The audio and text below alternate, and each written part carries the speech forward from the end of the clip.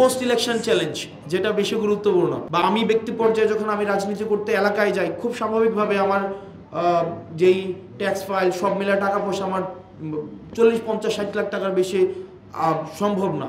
কিন্তু আমার এলাকায় যিনি আগের বছর এমপি হয়েছে, উনি 126 কোটি টাকা খরচ করছে, আর 70 কোটি টাকা খরচ করে উনি হারছে। মানে যিনি হারছেন উনি 70 কোটি টাকা খরচ করে হারছেন, অর্থাৎ হারতে ওনার যে টাকাটা লাগছে সেটা আমার থেকে 140 গুণ বেশি। মানে আমার বর্তমান টাকার 140 গুণ টাকা খরচ করে উনি হারছেন, আর যিনি জিতছেন উনি 126 কোটি টাকা খরচ করে জিতছেন। তার মানে এই যে একটা অসম রাজনৈতিক প্রতিযোগিতা বিদ্যমান আছে, তার মানে আমাদের রাজনৈতিক ফাইন্যান্সটা নিয়ে আমাদের ভাবতে হবে। আমরা কিভাবে ফাইন্যান্স করব এবং কিভাবে ইলেকটোরাল ফাইন্যান্স আমাদের একটা লিমিটেশনসের মধ্যে নিয়ে আসতে হবে। এবং ইলেকটোরাল শেডো ফাইন্যান্স করা যায়, যেমন আমার পক্ষেই দেখা যায় আরেকজন 50 লাখ টাকা 1 কোটি টাকা খরচ করে দিবে, তখন আমি বলবো আমি তো খরচ করি না, এটা অন্যজন খরচ করতেছে।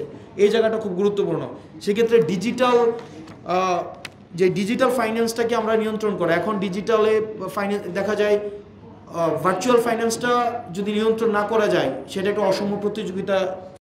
বসুন্ধরা টিস্যু, অশুদ্ধতার বিরুদ্ধে এক বিন্দুও ছাড় নয়।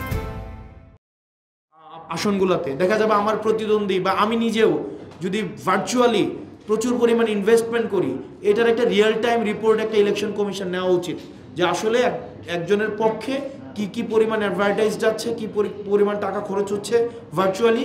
এটা যদি আমি আনডকুমেন্টেড রাখি ডিজিএফআই এর মতো, এটা খুবই পরবর্তীতে একটা আনইভেন ফিল্ড ক্রিয়েট করবে রাজনৈতিক পরিসরে। আমাদের প্রি ইলেকশন যে চ্যালেঞ্জগুলো রয়েছে, এই চ্যালেঞ্জগুলোকে আমাদের একটা পলিটিক্যাল কালচারের মধ্য দিয়ে আমাদের চেঞ্জ করতে হবে, যেই চ্যালেঞ্জগুলো বলছে। আর ওয়াইল ইলেকশন ব্যাখ্যা করবো না, জাস্ট পয়েন্ট বলছি। সেটা হচ্ছে আমি ইলেকশন কমিশনকে বলতে শুনলাম সিসিটিভি যেই বিষয়টা, এটা নাকি ওনারা এগ্রি হচ্ছে না। এটা কেন হচ্ছে না?